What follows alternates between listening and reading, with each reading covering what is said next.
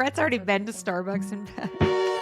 I had a haircut this morning at 7 a.m. I mean, my day's like, I'm like, let's go. It's already 2 hours in. I got my hair and makeup done already. I got my Starbucks. Your makeup. Oh my god. I didn't have it done, but I did it. So there you go.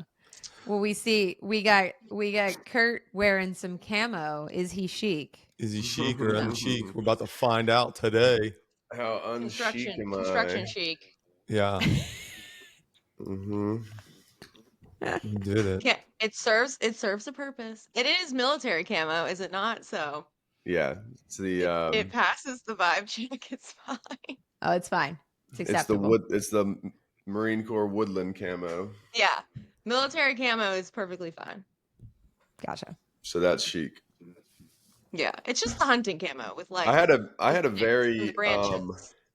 I had a very chic outfit on last night. I think, Tara, I tried to emulate the 1990s. Photos I sent you? No, 1990s Harrison Ford with the like light wash denim, brown loafers, a white polo, and a blue blazer. Very, very dad going to the buffet, in the 90s type of look. Where are you going? Me and a couple buddies just have started this little kind of gentleman's meetup. We just go and talk shop at one buddy's office, and then we went and got wine and dinner. Gentleman's little meetup. kind of entrepreneur meetup. See how we can be better at what we're doing, drum up more business, etc. Learn from each other. Kurt was born in the wrong decade. I was. Mm-hmm. I wish I was born in the decade where you could smoke cigars inside still. Well, I'd say cigarettes, but I quit smoking cigarettes actually. Oh, congratulations! Did you, as of like this week? As of I'm going on week 3 on Monday. Nice, dude. Allie, Cold turkey. Good for you. Mm-hmm. Yeah. Well, I got a nicotine pouch in constantly. Yeah. Well, it's very unchic though to be smoking that cigarette. So it's not even a TikTok trend. Yeah. Gotta be on trend. Plus, it's very unhealthy, and we That's like true. you, so we'd like you to live. Yeah. Yeah. Well, that's it is good. that. So. All right, we're gonna jump into it.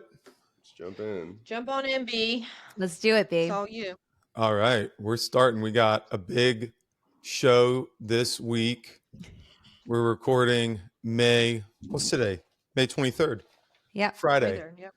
And a lot of new news this week. We're going to cover some of that. We're going to talk about, I put it in the agenda without fully appreciating our viral star in Tara, but we're going to talk about the one big beautiful bill that Congress has been working on. We're going to talk about virality and its place in society today. Our local star is going to be talking about that. And then RFK Jr. versus the system, everything that he's been doing. We're past the 100-day mark now in the current administration, and I think there's good time to recap. But before we get started, we're going to do our intros, which we've never really done before, right? So for the audience, we have Tara, the fashion princess, and more recently, viral sensation. She is the third born in this family. Kurt, he's the man's man, builder of things, and bachelor no more. We're not sure yet. Maybe you can help us understand where the love life is this week. The youngest boy of the family used to be the youngest child. That got stolen from him. He's no longer the youngest. And then we have Kelly, self-proclaimed tax wizard, small businesses biggest champion, does all the things, type A, firstborn, Kelly Bender. Today I'll be your host, Brett, and I don't get an intro.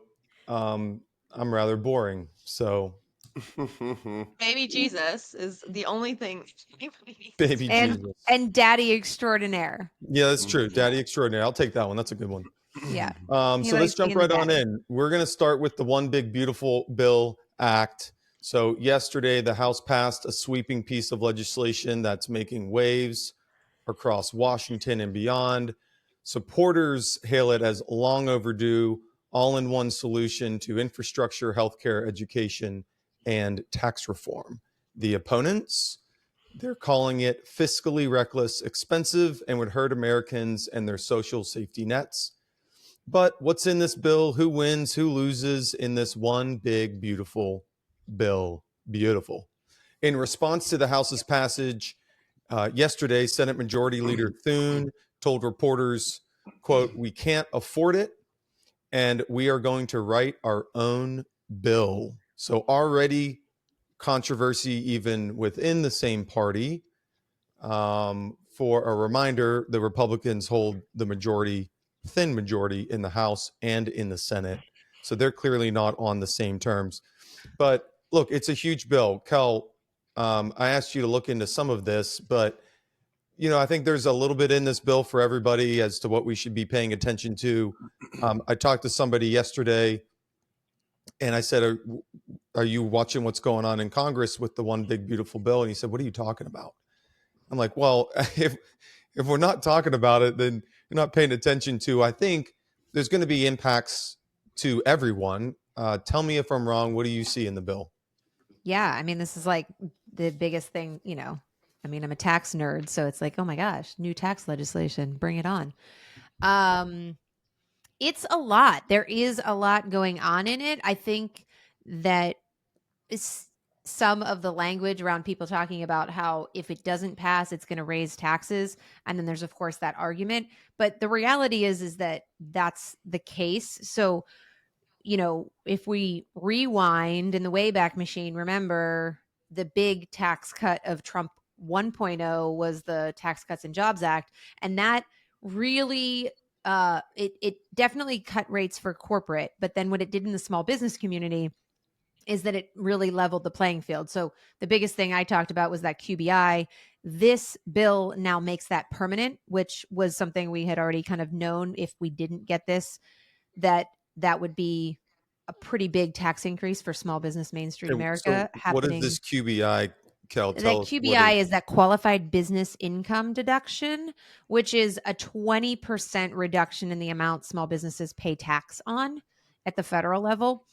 So it was a pretty big deal, and it kind of equalized the playing field between the fact that the corporate tax rates got a really big cut, and so they wanted to try to keep it competitive. But they made the corporate tax cuts permanent in the last tax bill, and the QBI was temporary. So if we don't fix that, small businesses are definitely looking at an increase. And when I say small businesses, I mean, I'm talking everybody from a side hustle to, middle-sized companies with 5 employees, 50 employees, potentially. Like it encompasses a lot of people. A lot of businesses are pass-through business entities. So that affects all of them, rental property owners, all those kinds of things. So this bill makes that kind of stick, which is a really big thing for, I think the small business economy, which of course is still a pretty big, sizable part of the world, of our world. And the other things it does is kind of make some of that stuff like permanent. That was these standard deductions that doubled. A lot of people don't pay a lot of attention to this until, they have a bill. But Yeah. believe it or not, most people were positively impacted by the first Tax Cuts and Jobs Act. And a lot of the things that they do with this one is just keeping those the same so that people don't feel some pain. Otherwise, after 2026, you're going to all feel a lot of pain, largely in your taxes. And and we're talking pretty significant. I mean, in some cases, like small businesses are going to see, I don't know, probably the average, like reasonably sized small business might have a tax impact of $20,000 to $30,000 more in taxes based on if they don't get this tax cut. So that's the big one. And then, of course, it does a lot of the stuff that's like these campaign promises, right? Which was the no tax on tips, no tax on overtime. There is some provisions in there for that. These are all very new in the way that they're like, this isn't something that's ever happened before. So unsure exactly how that translates into real life and how it impacts with different state laws. And there's a lot of questions, right, about like technicalities. But hey, they're going for it. I know that all the politicians are all worked up about the SALT, that state and local tax, which is, if you're in a high income tax state and you pay taxes to, let's say, New York State, basically the cap on the old bill was if you paid more than $10,000 in state taxes, you only got to deduct 10,000. So a lot of higher income, higher taxed state individuals were very upset. And so now there's this sort of, I think that's this big struggle is that they want to increase that because $10,000 really isn't that much to deduct if you're in one of those higher income tax states. They And they're landed on talking about 40, taking that to 40. Yeah, What's 40. Yeah, they land on Yep. 40 for household incomes up to $500,000. $500,000. Yeah. Yeah.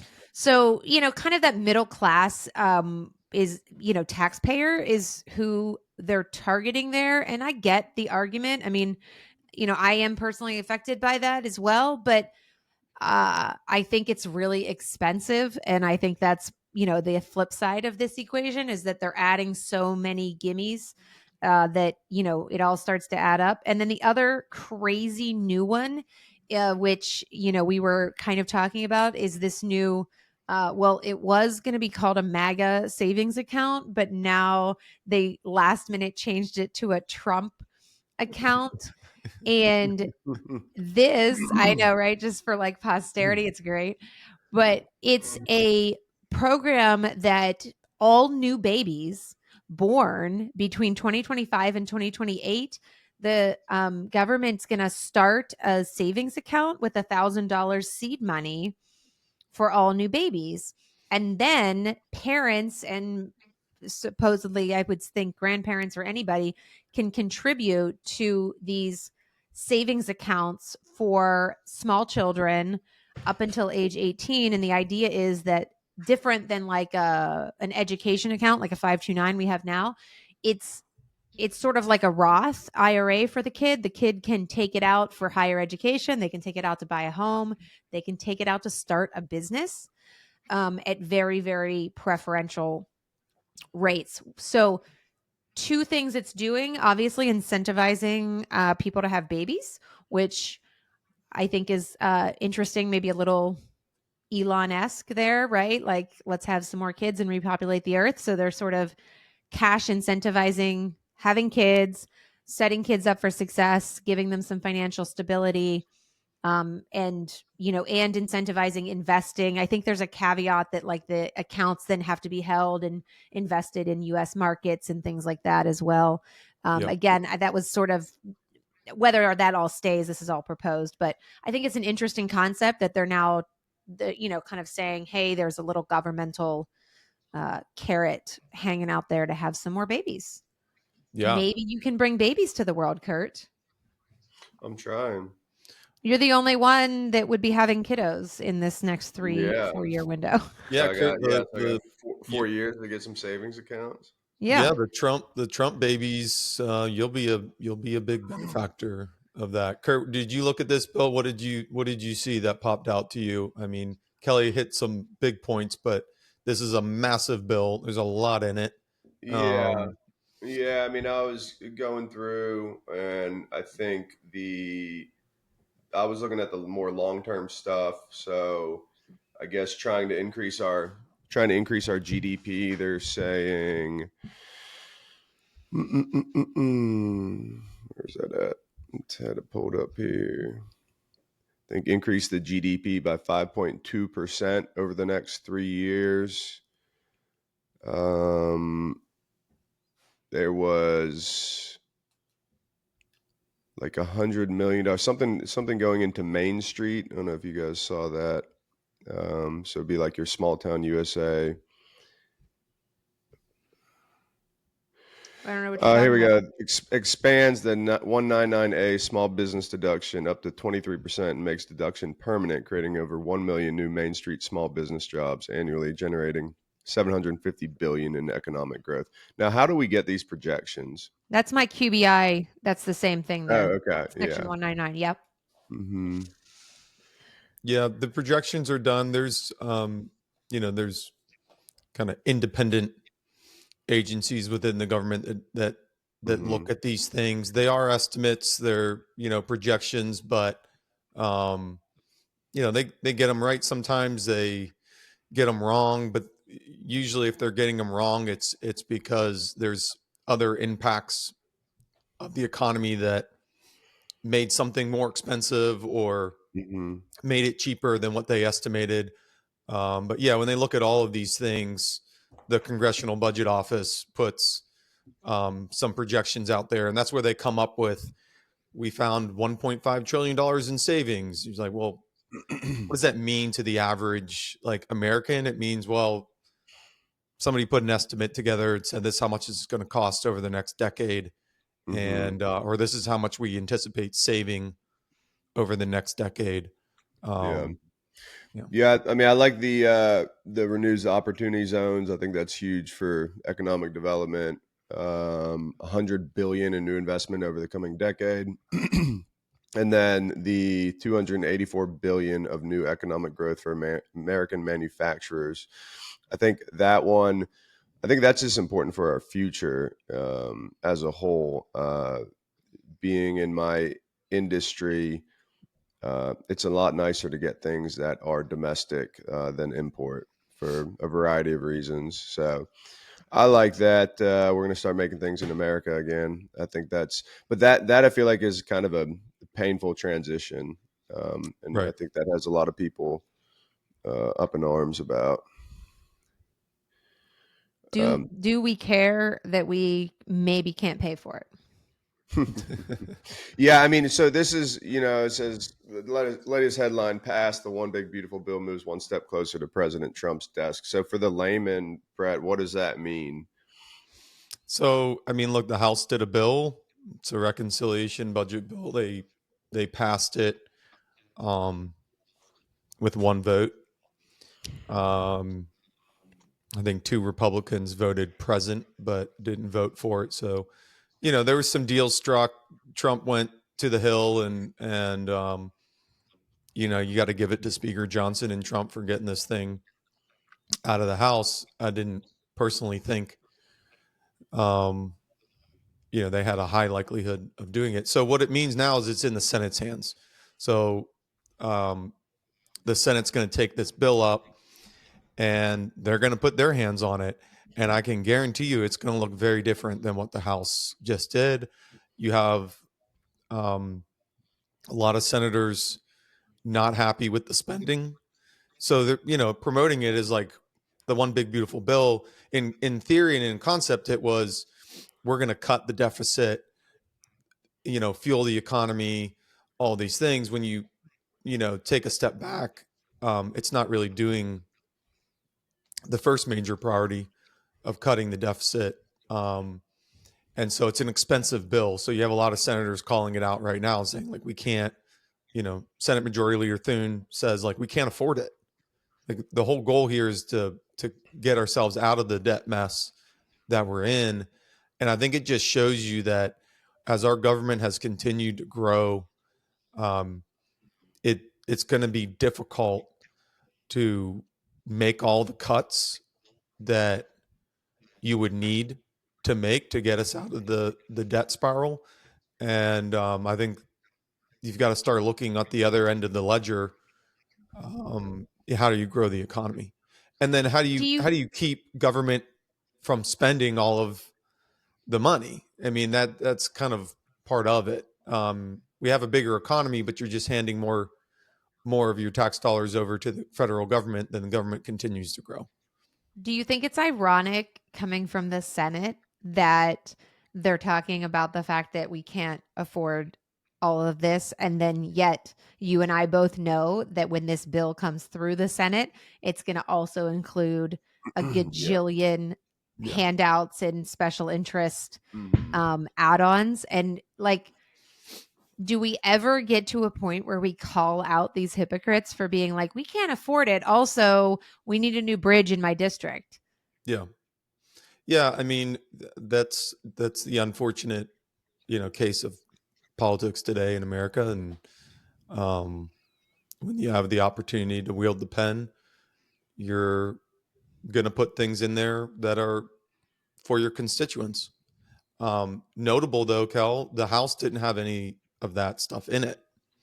And so, the expectation I think will be that the House members went along with leadership and the president got this bill done.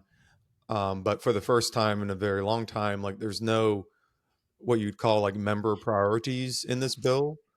And so the Senate, I would be surprised if they don't take that opportunity to continue putting member priorities in this bill, which is what you said, like for Pittsburgh, Pennsylvania and Butler Township, like what do you need? And you have a senator or House members that are putting special projects in the budget that help build that new bridge.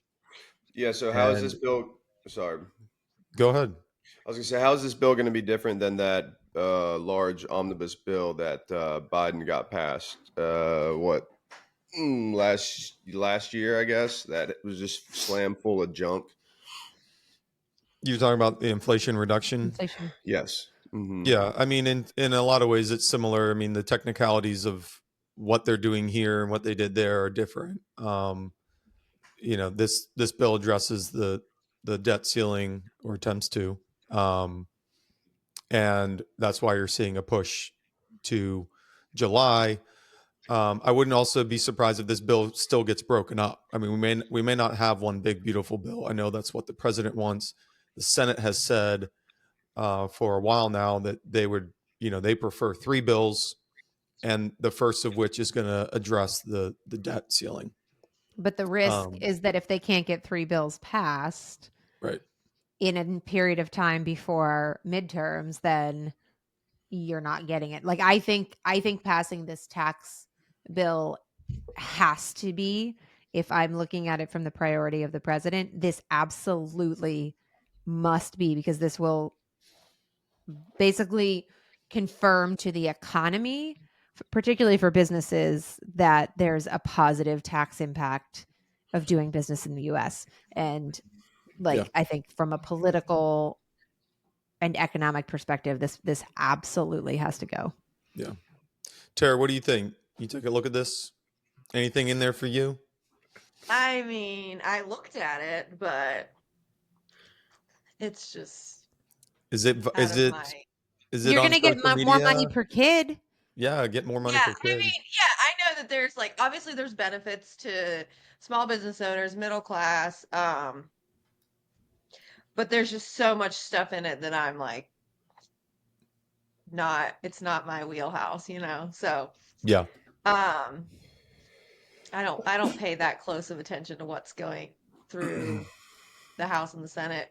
Most of what I have been reading on is like all the stuff with the tariffs, and I honestly, until you sent that thing, I didn't even realize that there was like a big beautiful bill. Yeah. So Well, the trade wars are all but trying to done, do my right? research. Trade Or wars they're on are a 90 continuing. day hiatus, I guess. Well, yeah, they gave time. I think the administration's working on, deal by deal, and so still a lot of kind of like proof in the pudding here to see what they can work out. I think. Yeah, I don't think it's done. No, it's not done. I mean, I think there was some tariff news this morning with the EU, and Trump's calling them out for not working in good faith. But I think this shows you like there's going to be a realignment of who our trading partners are, and I think that's really what's happening right now. Is just if you're unwilling to work with this current administration on a deal, it just means, at least for the short term, like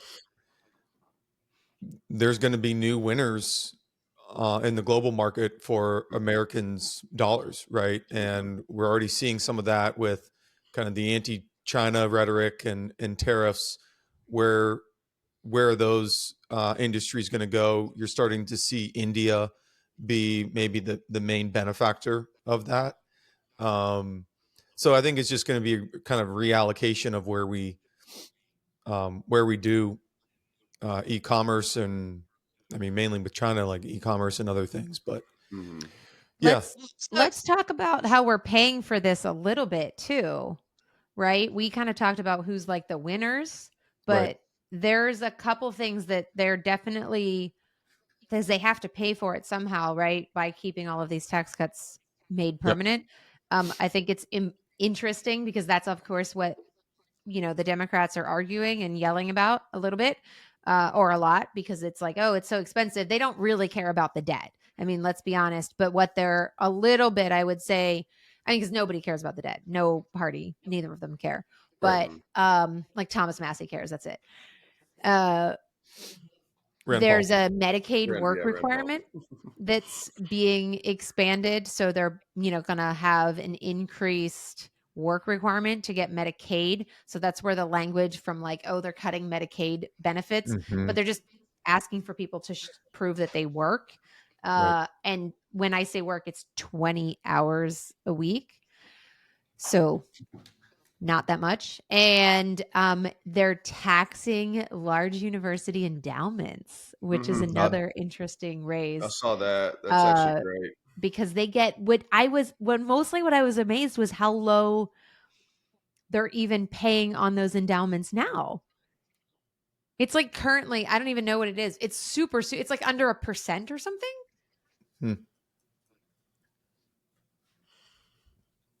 And I'm all for that. I mean, I think it helps put the chokehold on universities a little bit, I mean, in my opinion, I don't even know, unless my kids want to be doctors or lawyers or something, I don't even know if I will encourage, unless the education system changes, I don't even know if I'd encourage my kids to go to university at this point.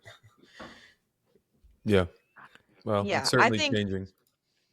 I think people should push more for, or not push more for, but if your child is not like going to take that 4-year course, I don't understand why it's so frowned upon that you can't go into the trades, you can't go into the military. There are so many other alternatives than a 4-year college education that the average child, I just don't think benefits from.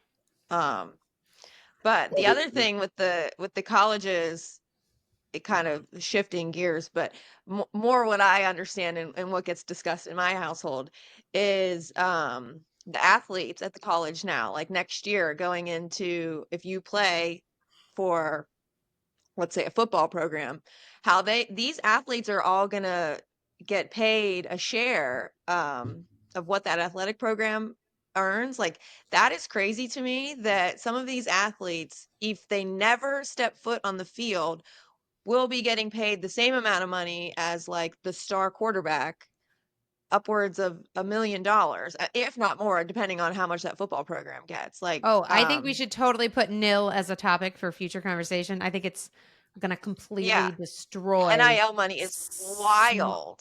Small college sports programs. Noted. We will add it. Yeah. All right. Yeah. Add it to a future debate, but we'll add it too. It is a crazy discussion. And like, just because, of course, sports are big in my household and Jeremy coaches. So some of these kids that he's coached that are playing in college, I mean, just the money that is going to be available to them is insane, that an 18-year-old is going to be given that amount of money to play a sport. Yeah. Well, they fill out stadiums. So that's right. I mean, current excise tax. I think there's arguments on both sides on that. Yeah. Current excise tax on university endowments is 1.4%. I think this proposal was taking it to 21%. Yeah. Okay. So not insignificant. No, getting some savings. All right. Well, to wrap this up, the one big beautiful bill has moved over to the Senate. Senate's going to take it up in the next week or two after the holiday. Expect this thing to look different. But this bill spends a bunch of money. It saves a bunch of money. And we're going to find out. I think the date being put on this right now is something needs to be done for July to address the debt limit. And so if they can't get one big, beautiful bill done or agreed on with the thin majority in the Senate by July, expect this thing to get split up. So we'll come back on another episode with more updates. But moving on, we're going to really the topic of the week for this family is virality, the new norm for social status and politics.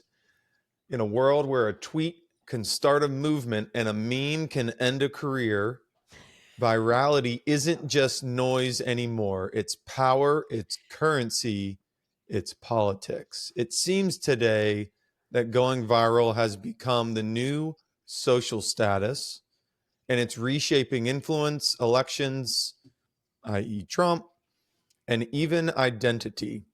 But is this a trend? Is the algorithm, quote, our friend?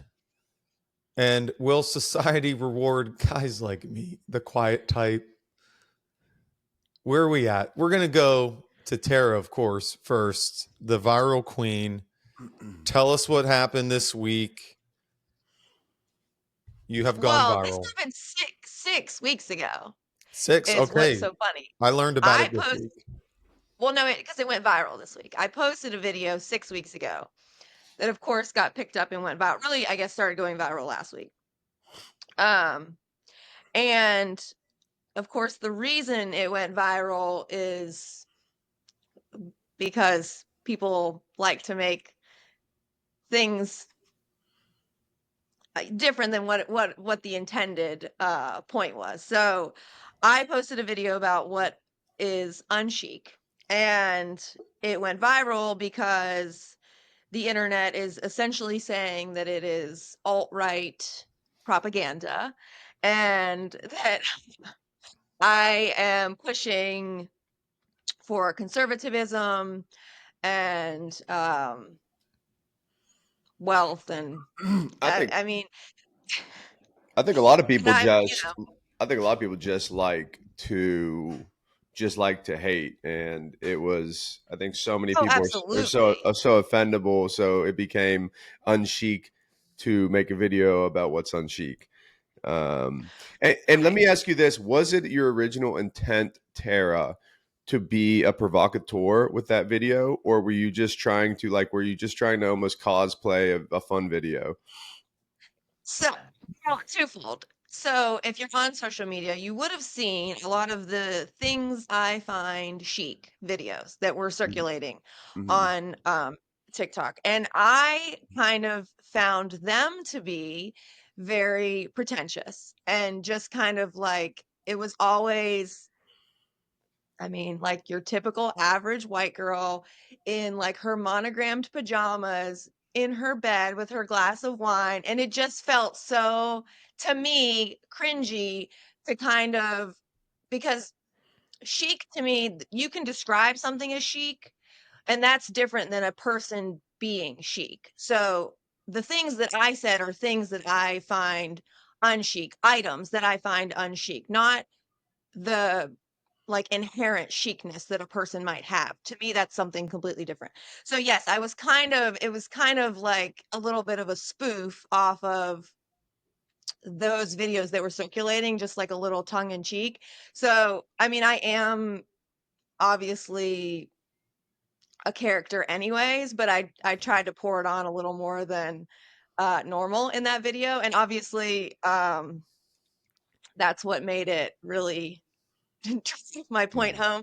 But it was ironic to me that people thought that I was pretentious, basically saying that wealth equates to chicness when a lot of the items on my list are actually very expensive things. And I was kind of poking fun at that pretentiousness. Like, to me, you do not have to spend a dime on your attire to be chic. That's more of an inherent quality. Your clothing doesn't have to be expensive.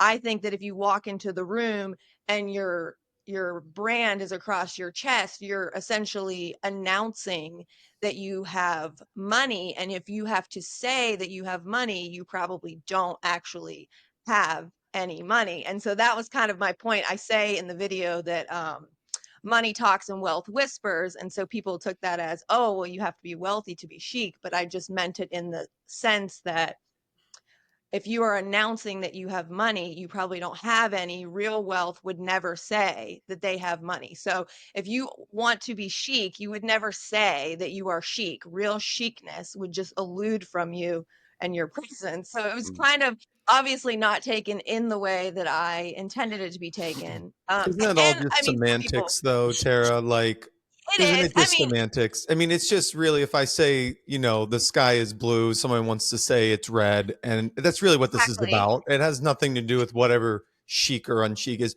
I still don't know. I think it's hilarious that you went viral, and that's great. But But it's so do people silly really care, because though? Or is it just about, like, what is the thing that people want to argue about? And then you kind of like enter yourself into that conversation. yeah. I think people Exactly.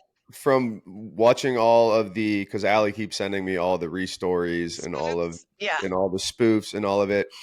I think people interpreted her as who she was, like cosplaying, this rich wine mom who has no social awareness and doesn't understand. And it was really quite the opposite. She was obviously, if you know Tara, she doesn't even drink. So the fact that she's had a wine glass in her hand was clearly a prop. And then they're ripping on her about the notebook, having all the things written down in the notebook, which was Which is also a daily thing. which is a So daily thing, fun. but it was just funny. And yeah, if you know Tara, you could see that it was clearly just a provocative video from the start, but people took it so literally, and So that is what literally. everybody is up in arms about.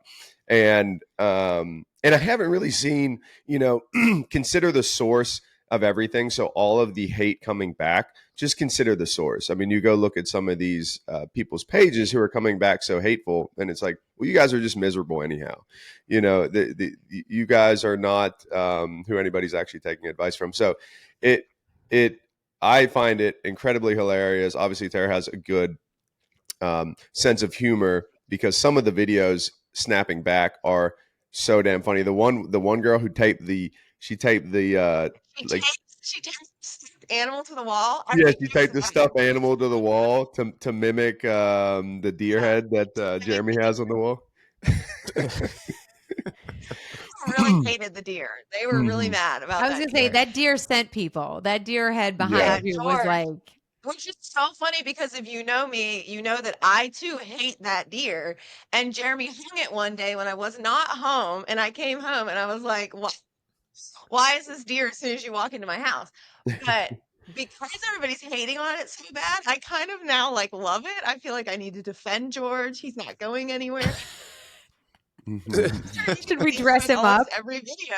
He needs He's to, so, yeah, he needs to be and dressed people in are like, pink.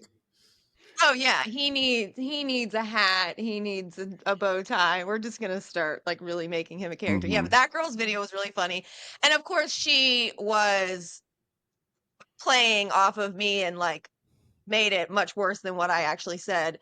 Um, as you do when you spoof someone. And then there was another girl that was really funny. I don't even know if she would consider herself to be a creator. She's a small account, but she was like standing there with her notebook, and it's green screen. So it's me behind her playing, and she's looking like, "Oh yeah, I'm going to really learn from this girl. I'm waiting. I'm going to take notes." She has her notebook, and she has tattoos. And so as soon as I say starting off strong tattoo, she like flips the notebook shut and like she gives up. It was pretty funny. And I like can appreciate, I think it's funny.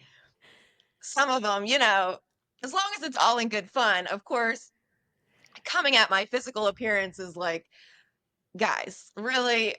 Mhm. Well, But, you know, that is what I found most interesting, is most of the people then attacking are like, it's unchic to talk about whether people should have tattoos or not, or all this stuff, and then they start actually like physically attacking you, or yeah. attacking your physical instead of what you actually were talking about. And it's like, you guys you're doing the very thing that you're accusing her of doing, but you're doing it much Hmm. worse.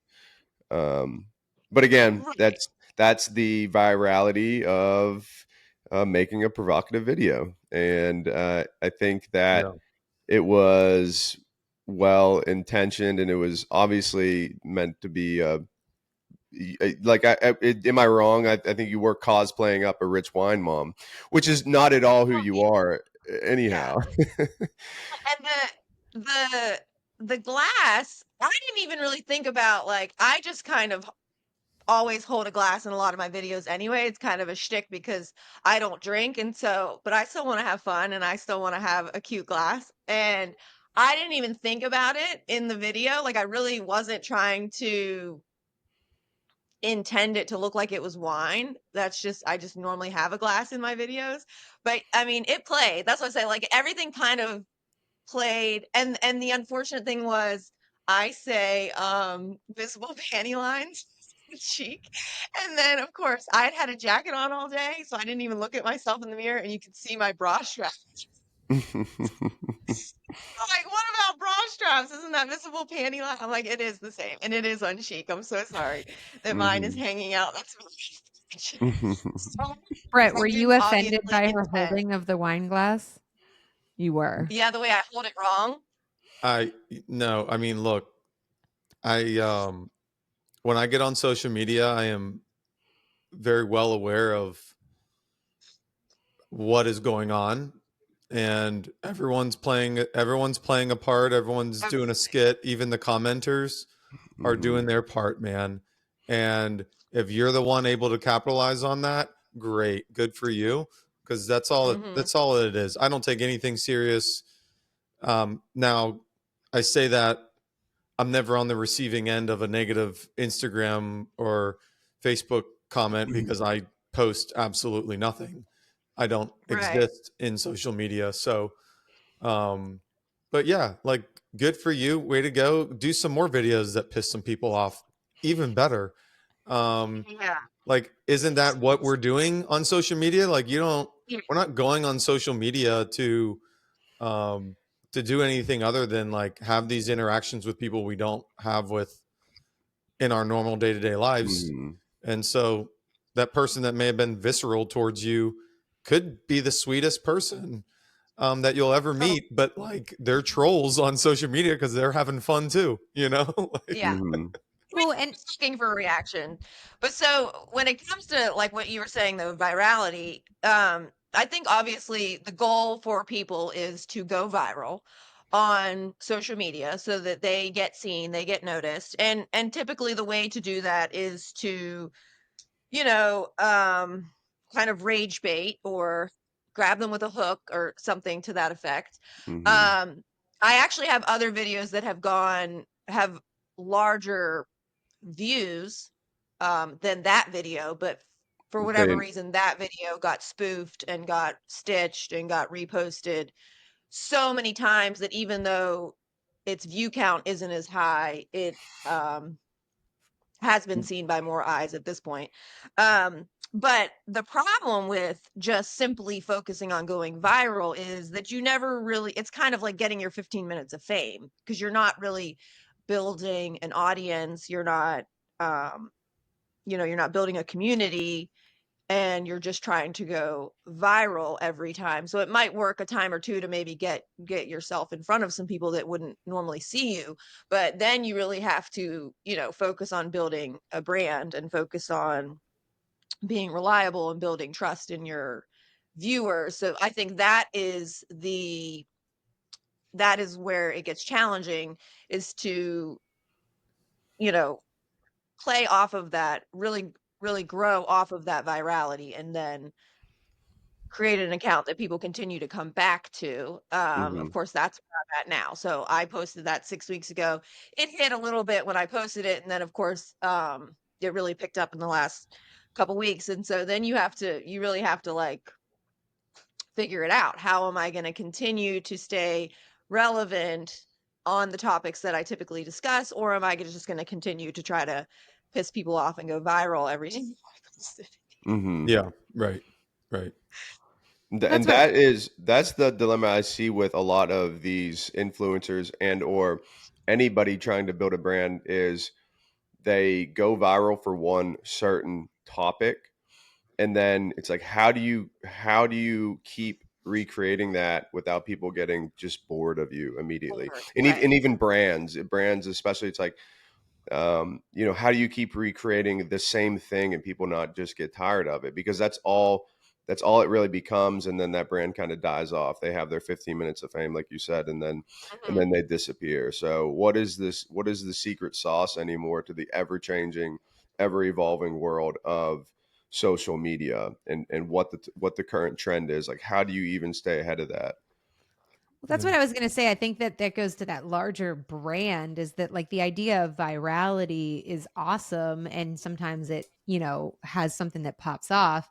But if you're going to take, if you're going to be taking what your image is, which really is all, I mean, that's all it is the image of whatever it is that Tara hit, that one video. But to support a broader brand and be able to capitalize on that in some way that you want to, whatever that may be, is, do you have something that sticks behind that?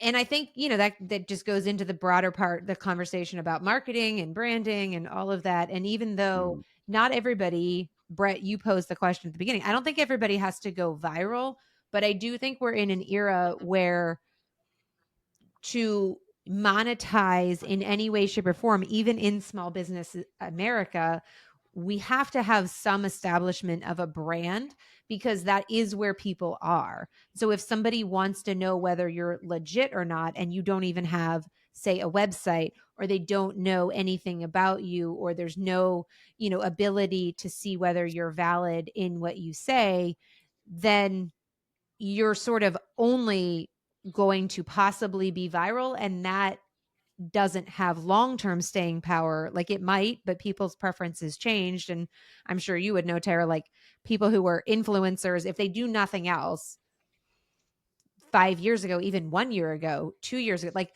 those people could be out of, public knowledge now. So you're only as good as you have something behind to stand on. Like, you still need a strong foundation of, Mhm. a brand, a community, something you sell or some reason. Otherwise, you just make some fun videos and that's cool, which again could be what you want. But I think if you want to stay, you're going to have to put some time and effort Yeah, into to actually stay building. relevant, you have to build a community, but also, on the back end of that, you can build this community of these people that just love you and adore you and wait for you to post every single day. And one clip of you can cancel you in a second, Right. saying one wrong thing, being caught, because I mean, now, of course, everybody has a camera. So as soon as you become somewhat popular on social media and people recognize your face, they are looking to find you in public, and they are looking for you to mess up, and they are looking to have some sort of reason, to make the rest of the world hate you. So you can be, and it has happened. This we're still very much in this cancel culture, but even people that are like so beloved, your average normal girl who's posting on TikTok, in the last couple months, I've seen a lot of them just get canceled because they did one podcast interview and said something that just really, set people off. Or like there's that one girl that she just posts like cleaning videos, and somewhere in the I back of love one of her. her videos, huh? I love her. Yeah, yeah, okay. She lives in like North Carolina, I think. In the back of one of her videos, somehow there was like an American flag or Trump hat or something. And so it was like, we figured it out. She's a Republican, and they came for her on the internet. And actually, I think it ended up working in the reverse favor. She actually gained more, Yeah. but the intent was, of course, the opposite. Um, and she's so funny. She's like, "This is my account. You troll me. You say one negative thing, I block you. Like, I don't have time to be listening to your opinions of me in the comments." So she blocks people all day. She's pretty funny. But you know, uh, it does happen. And the other end, there was a girl that's married with children, and she's very much on the other end of the spectrum in what she posts, and she went on a podcast and was like making sexual advances towards the podcast creator, and because everything that she puts on her normal social media is about her family, her husband, her kid, people came at her because they thought maybe she's in an open marriage, and how inappropriate. This boy who is the creator of the podcast is a good bit younger than her. And anyways, it's wild what they will like latch onto and try to cancel you. And when you get that big, it is kind of scary. You essentially are a celebrity now, and so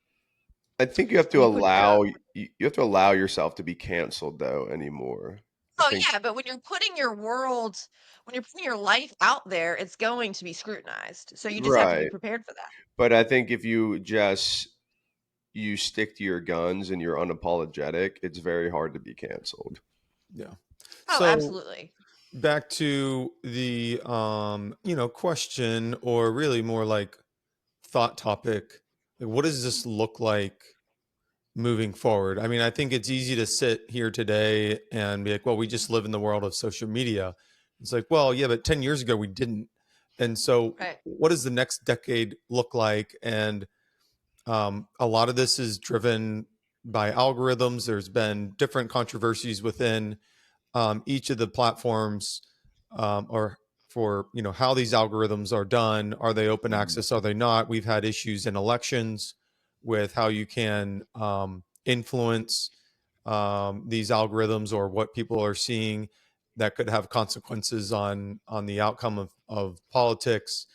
And then just in general, like social status. Are we rewarding as a culture the individual who has a camera and is talking over that, who is actually building a business, has employees, and not to say there's anything wrong with the social media influencer, but I think you have to, like, that social media influencers will not and cannot drive our economy. And so it's like, culturally, where are we at in the next 10 years? And that's more or less what I think about, is like, it's all fun and games. I think it's great, but statistically, you're seeing more and more influencers. You're seeing, like, that's who society and culture is valuing. That's the new social status. But at the end of the day, like, here we just talked about the one big beautiful bill.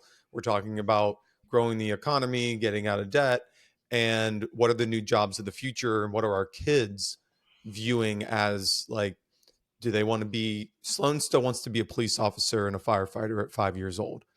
But as they get older, like, do they want to be the social media influencer? And I'm not going to be surprised if you have a little girl in your family right now. She's like, I want to be a social media influencer, because that's culturally who we're valuing.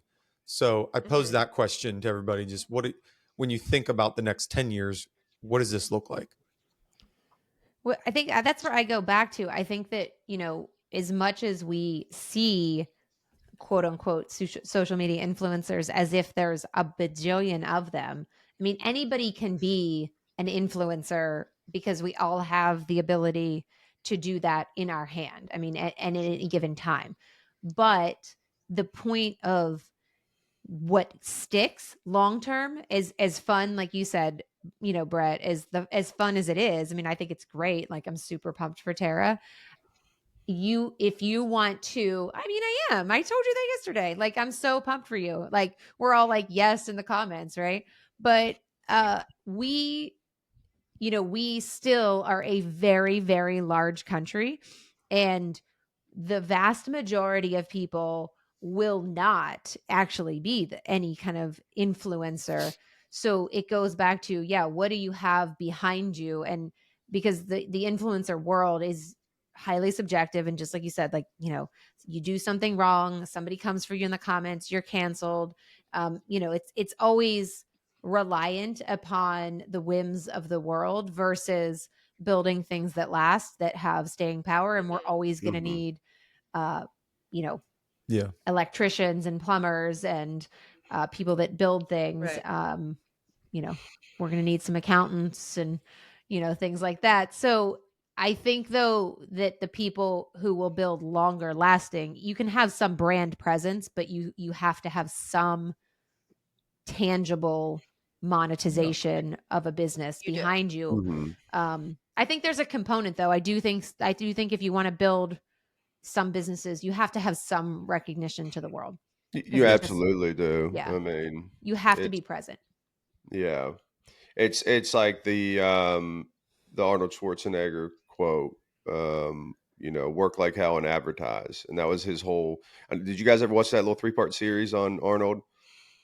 I mean, he was like one of the OG personal brand builders. He built his entire career off of his personal brand, and his personal brand was being a big, brash, muscle, meathead. And then he spun that into acting and everything else. Is like he was one of the originals to advertise everything he was doing, and people loved him for it. And he built an entire massive career off of it.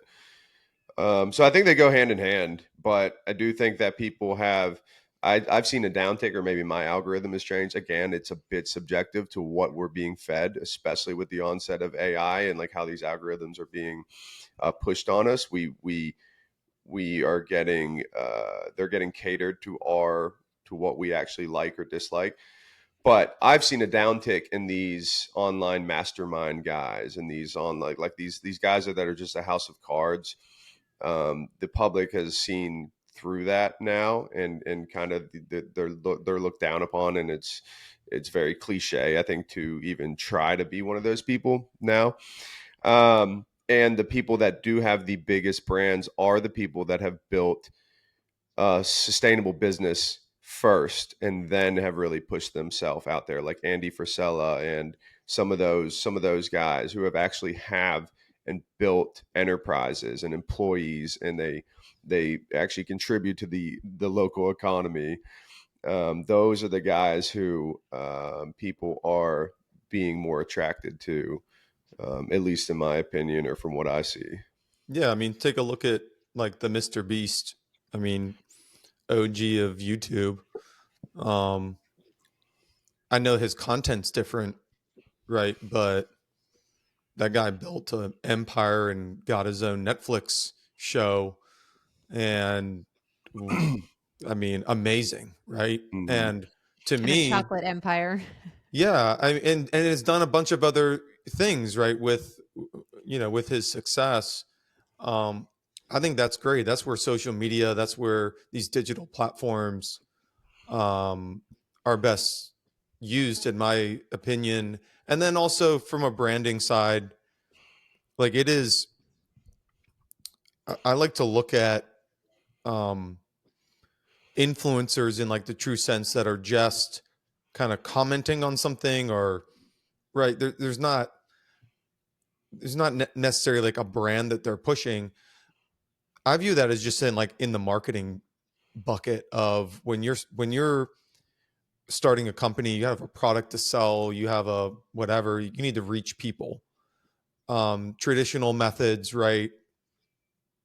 You know, paper, mailers, billboard signs, these Mhm. kind of traditional marketing tools. But now you have these influencers that um, you can pay or reward in some way to promote a brand. They have a bunch of followers. And so I think there is a great business to be had if that is what your intent is on social media. Like why you are an influencer is because you want that brand to view you and your followers as a target demographic. And so you want to pay this influencer to kind of push out a brand. So I like that as well, because I would say I would receive my marketing the best on social media because it is so easy to then purchase on my phone. So like I really enjoy it for golf stuff and other things like that. Um, I bought some new peony bulbs, some new flower bulbs the other day, like to plant in the garden. Right? It's like because I'm You're buying following. plants now off the internet? Yeah, I mean, I'm following, like my feed is filled with influencers in like the gardening space and whatnot, Yeah. and I love It's that. just you're being influenced. I mean, it's advertising without feeling like you're watching a commercial. Like, it's crazy how, if it relates to you, and that's why the algorithm is so amazing, is because it obviously pushes videos that relate to what you care about. And so it's pushing those in front of you, and it's an easy sale. And so that's why people are so successful. Like, these top creators on TikTok Shop, they're so successful because they constantly are pushing products without you realizing that they're pushing products. Like, they do it in such an organic way that you feel is so relatable and goes along with what they push and they promote. Like, those are the best creators. And I think longevity purpose ter if you start off as a creator and try to build a following, you have to have some sort of business off of that sensationalism that you've created Yeah. online, because otherwise there is no longevity. You're like an athlete, you're like a model, like you that career is only sustainable for a certain amount of time unless you learn how to shift and change as you age or grow. I just think, generally speaking, like, look at Alex Earl. Okay, I think she's like one of the biggest creators, if not the biggest creator on TikTok. She's 22, 23 years old or whatever. She's already started multiple businesses because she knows that, like, this is going to be a short period of time. I'm known for being a party girl. Like, that's her whole platform, is that she does like these 24-hour party, like 24-hour nightclub posts where every hour she's checking in, like, and just drinking and having a good time. And so she took the fact that she's known for that, and created a margarita, like, in a can brand. Smart, because it's easy marketing, because that's what her whole platform is built on. And so she doesn't even have to promote it. She's just like casually drinking it in her videos, and she's created herself a business that will have longevity after her social media career ends, or So Tara, what's the thing? What are you coming out with? You coming out with non-alcoholic drink? Or ginger. you like how are you capitalizing here? I don't know. What's the next thing? Well, she's got a Fox News interview, right? I mean, how are we prepping for that, Tara? But that's not capitalizing on the Capitalizing. virality. Like, what's the business here? I have to think about it. I mean, it's when I initially started. Well, I mean, I used to be a blogger, so I used to make money off of my fashion and my lifestyle, but mostly fashion posts. Okay. And then, of course, quit. And now back on TikTok. So I was posting, promoting fashion. That's obviously my main concern. That's what I love. That's what I'm most passionate about. Initially, what started getting traction was like things that I would post about doing, like, my skincare and my makeup, because people think I look young. Although, if you read the comments on the Chic video, people think I look really old. So I don't know. I just think I look like me. I don't really claim to be younger or older than I am. But anyway, so that kind of got picked up, and I was like, well, I've never really thought about being like a beauty influencer. That's never been my thing. I'm not like a big makeup girl. I just kind of do what works for me. And so I had already kind of shifted to that, and then I was like, I'm gonna throw a loop. I want to push fashion. Of course, the Chic video popped off. Then it went back to, then that lulled. Then I posted a video of Jeremy and I. That video actually has way more views because people thought I looked so young. Jeremy was a pedophile. And so, I don't know if you've seen that video, I saw Kelly. that. That one went wild. The Yeah. comments on that one are absolutely insane. Really? And Poor then, J-Rome. and Oh, I'm so sorry. I know, I was like, babe, I mean, yeah. And then, yeah, and then the Chic picked back up. So I mean, somewhere in like the fashion and beauty realm, but I don't know. I mean, Okay. I'll be with her it's next such a week, Brett. tricky market. I'm gonna work on her on creating viable business plans here. I mean, you can't Like, miss I the hate opportunity. that We word got to get chic. at this point, so I don't want it to be anything. Yeah, well, I, you got to get that money in the bank too. You need to capitalize Oh God. on a moment. Don't start a meme coin like Hawk to a girl. Oh, None of that. and then None of that scam nonsense. everybody. I can tell you, Brett, where I intend my personal brand to go, and how I Yeah. think that the social media, how I can influence that way. I mean, basically, it's kind of the blueprints that we talked about. I need to first. That's why I've been really working first on building a legitimate construction enterprise, right? And then branding myself as this construction guru, to which then I can segue into my own series or show, kind of like a Dirty Jobs, but with a bit of a twist on it and more construction related. So that is where I want to take, like, the videos I make are all really just in preparation and just getting comfortable talking about these topics on camera, so that I can host my own show with a big network someday. And then simultaneously creating a blue collar, like, fashion brand around that, to where everything I'm wearing in the videos would be my own clothing. I like it. So that is just like the whole personal brand built off the back of my construction company. Like, that's the building blocks of it. But then I can remove myself from the construction company and segue it into a much larger business enterprise. I think that's great. Pitch it to Fox. American made. Mm-hmm. Men are men. Kurt is I think it'd be definitely a awesome. man too. He's a man's man. Like I said, that was He's a the answer. He's a man. Yeah. man's man. It's Yeah. a great demographic. All right. Yeah. Well, I think that's awesome. Obviously, this topic's not going away. We live in it every day, but it's always good to think about and kind of check our minds as to, are we living in the real world, or are we living in some new viral nation? So Hard to next tell with topic. AI. Yeah, AI will find out. AI will be the new virality. But last topic of the day here is RFK Jr. versus the system. This one I know Kelly is ready to jump on. So Robert F. Kennedy Jr. stormed into office with bold promise: make America healthy again. We have talked about health and foods on prior podcasts, but not specifically about what's going on in this first 100 days.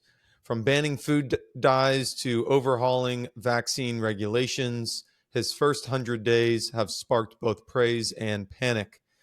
Speaking of going viral, last week RFK faced intense scrutiny from congressional committees over his department's policies and his personal views.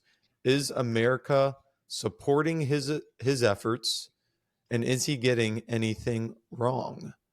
Kel, this seems like a topic you know more than most about, but I think on a day-to-day life, if we really stop and think about it, and the food we consume, and we all went through COVID, and for those who have kids, we're in schools that need certain requirements to be in these schools, and shots, and all these things. I mean, it impacts our daily life, whether we think about that or not. So this is a moment to think about it. And then really with the focus on RFK, what is he doing? And what do we think this is going to mean for the country post Trump presidency here in the next 3 years? Yeah, I think this is such a weird so just you kind of mentioned, like, so this is where I've always felt like I'm a little bit outside of, I'm normally a fairly conservative person, but in the food safety, like what's in our food type conversation, I'm also very crunchy, which again has traditionally been a more left wing kind of concept, Sure. which I find fascinating because that's exactly the RFK conversation, is that he was like a former Democrat, right? And now he's still, maybe, I don't know, is he still a Democrat or he went independent? I don't know. It doesn't matter. I think But he went independent. yeah, like, so I think it's really sad that this has become some type of partisan or like unpartisan or partisan issue. I don't understand why it's so controversial, because anybody with a brain basically has recognized that this is a problem.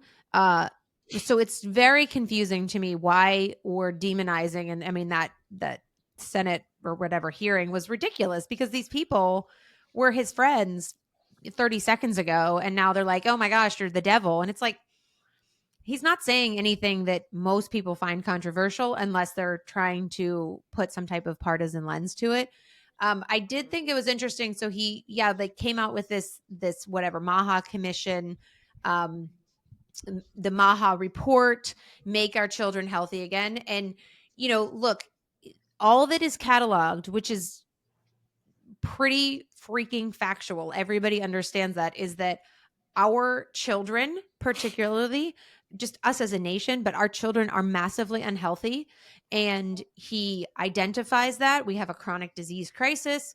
And, we've got high rates of obesity. We have autoimmune conditions. We have behavioral health issues. We have asthma. And when we pare it back, it all comes back to our food, that we're, over processing food, that we're giving our children quick, fast, cheap, and easy. We're overfeeding just in general. The food is garbage. We're overfeeding. Our kids are fat. And it's because we're not allowed to say fat now. They're fat. Like, kids are fat, and it's just terrible. They're not healthy. They're not active. They're on screens. What's that? Yeah. I'm going to go viral for saying kids are fat. Like, they're fat. I mean, kids. I say that all the time. If I can't call you fat, you cannot call me skinny. All the time. I do say that too. Yeah. Yeah.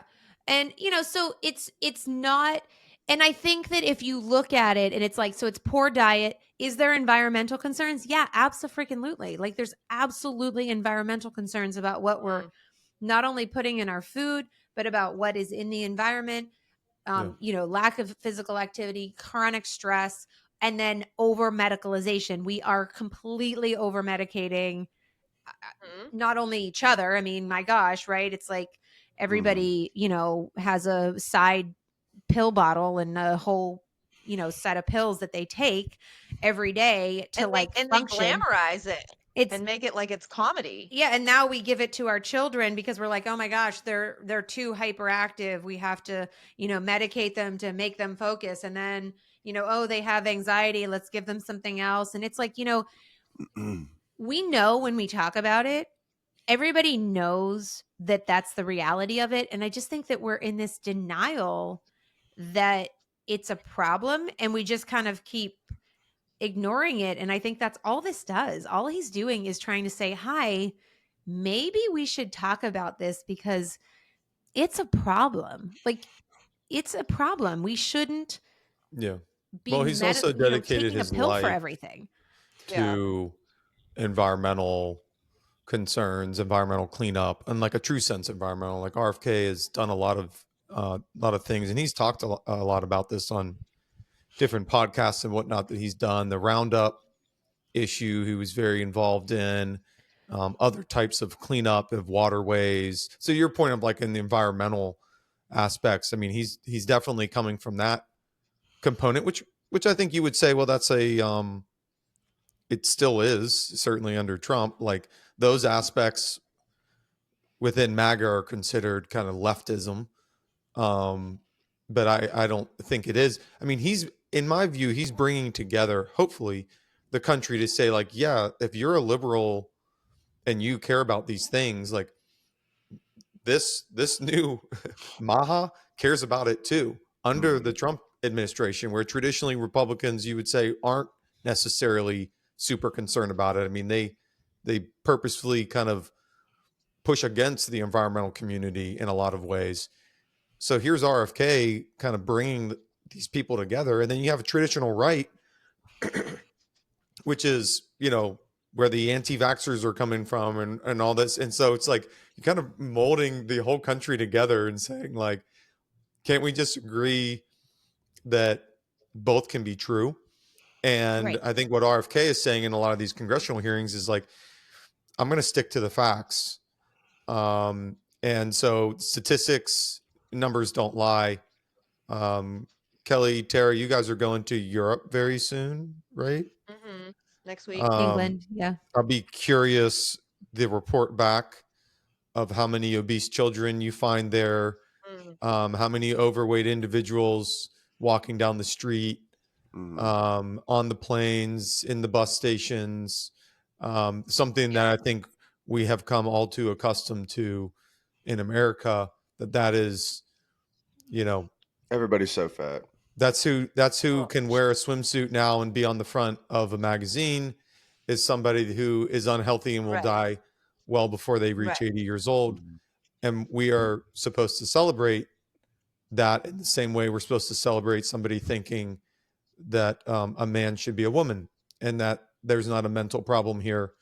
And some of that is not only mental, it's cultural, right? We can't reward those kinds of things.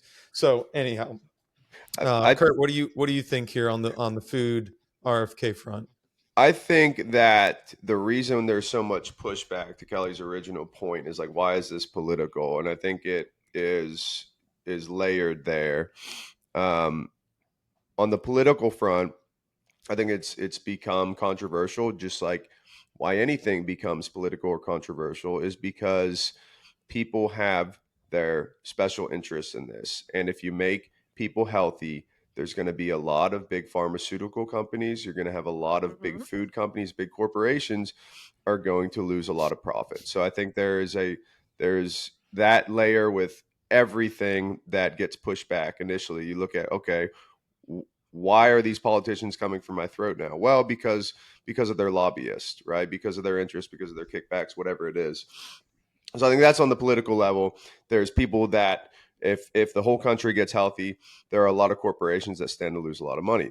I think on the societal level, like the personal level, I think anytime you question somebody's reality, they're going to have pushback because nobody wants to think. I mean, this is unraveling 50 years right now of false propaganda of what is healthy, vaccines, pharmaceuticals. Like, this is a long time that people's lives have been lived a certain way. So when you make them question their reality, they don't want to admit that they have been duped, right? Or they don't want to admit that they've been living a lifestyle that they were told this is the best medicine, this is the best food, et cetera, et cetera.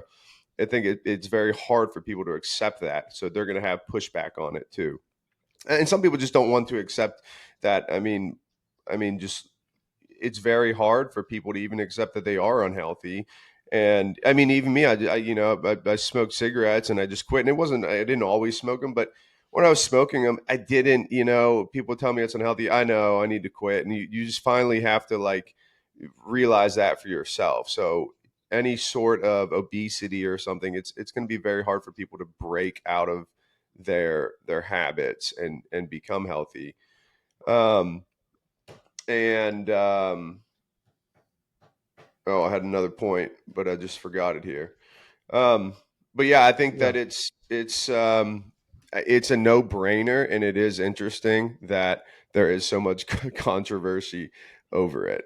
And maybe it's just because we're the land of consumerism too, and nobody, Well, I think it just to your point, Kurt, what it really hits at is that, and we've talked about this, and this is just the overarching theme of like the world, is that, the majority of people are far more content to embrace a victim mentality, as if like everything that's happened in the world is, it happened to me.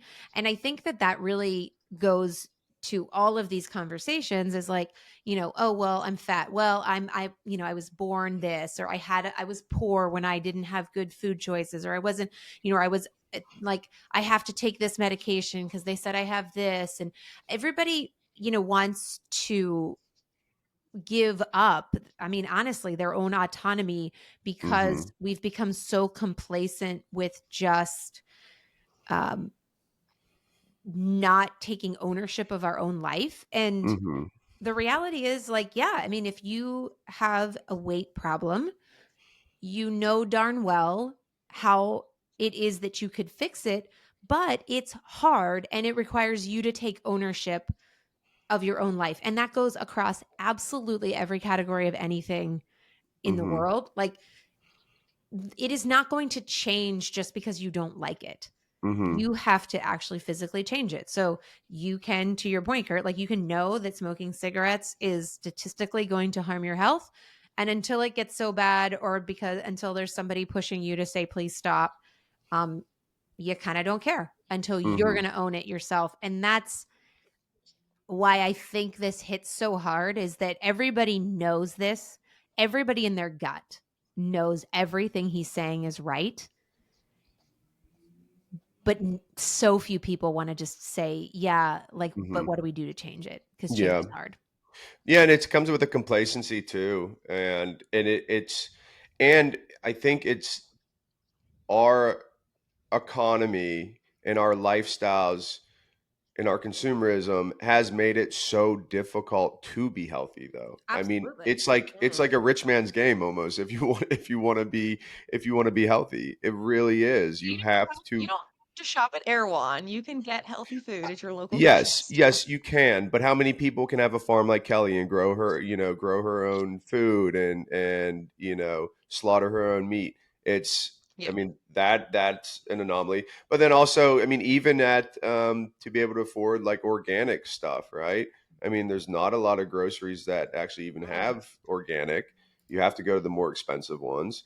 It's a convenience thing too, with everybody working their ass off. I mean, people in this country spend so much time working and stuff, and then it becomes more difficult to create habits that are healthier. So I think it's just, for the large portion of society, the convenience of being unhealthy. Yeah. This is one of those topics where I think not everything is political, and in this instance it's just quality of life. And I think we're all, of course, we were raised crunchy. Kelly and I are maybe the most crunchy of the group. And in a lot of ways, me more so than Kelly, because I am one of those, question the system. Why are we pumping our children full of vaccines? And that is a state issue, from as far as what is mandatory and what is not. It differs state to state.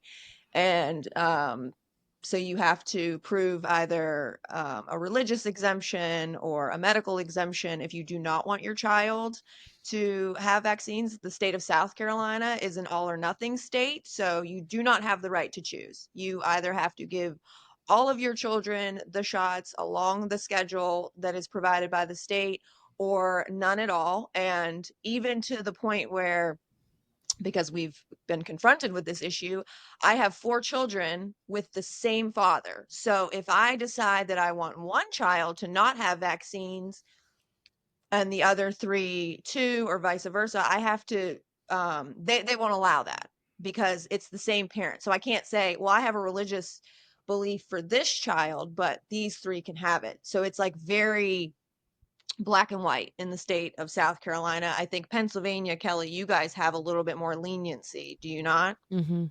We do. Yeah. That's crazy to me. So, issues like that, I just think it should be the parent's right to choose to pick a shot schedule for their child if you don't want to inject them full of all these shots at 6 weeks old, or even, I think maybe they start younger. I'm not sure.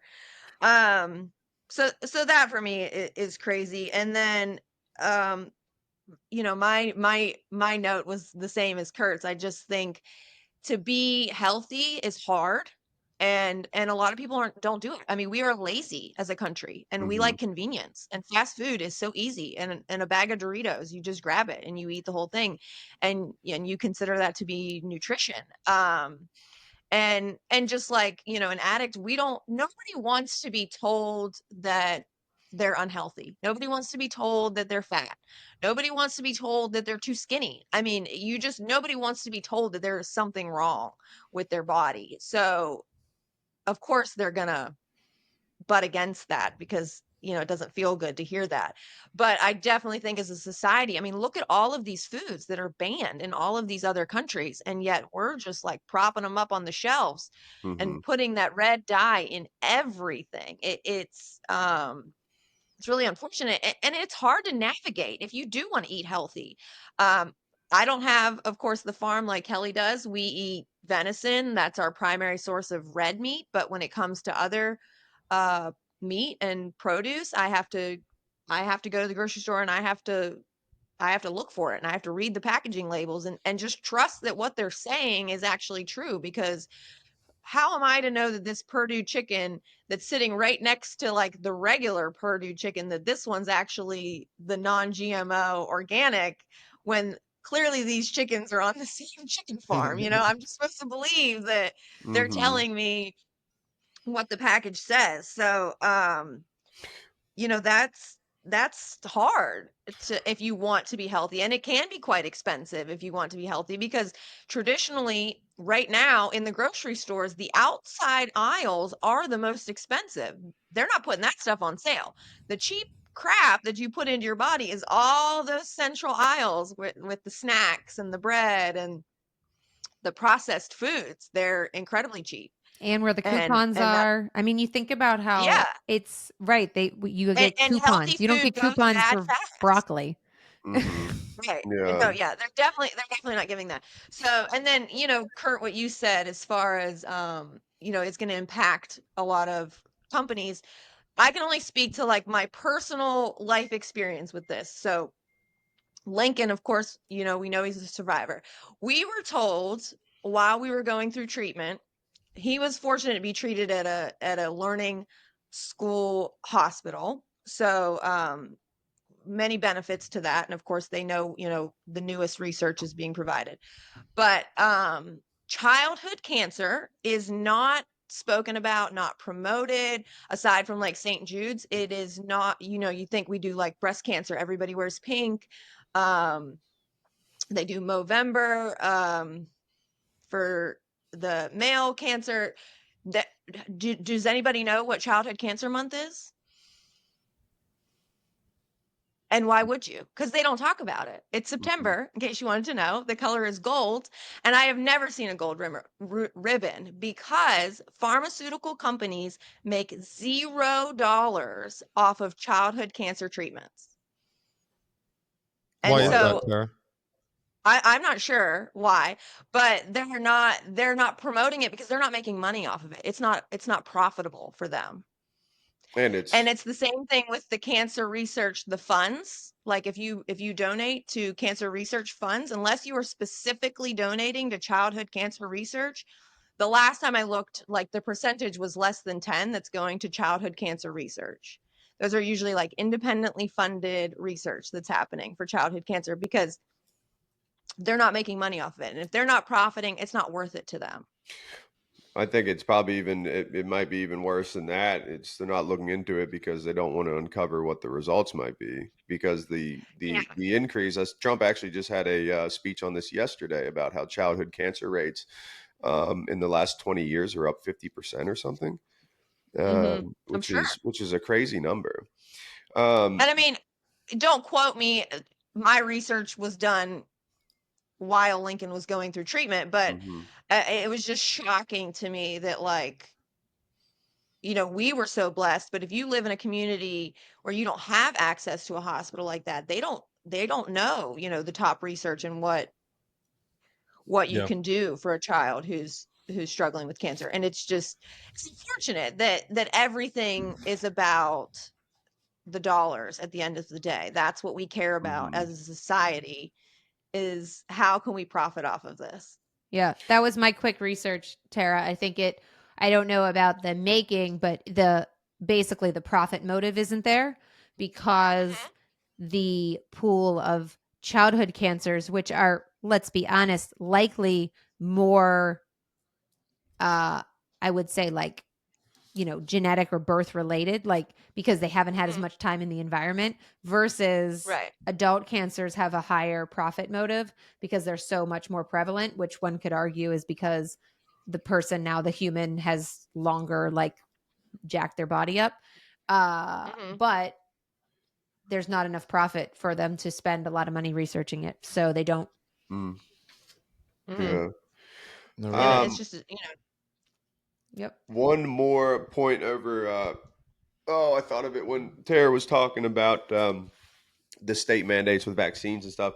Has Kelly, you said people need to take status over their own life and have autonomy over their own life. Has the state not impressed the opposite upon us, though, with this, with that type of legislation, with vaccines and the schedules? I mean, has the state not done everything to take our autonomy away?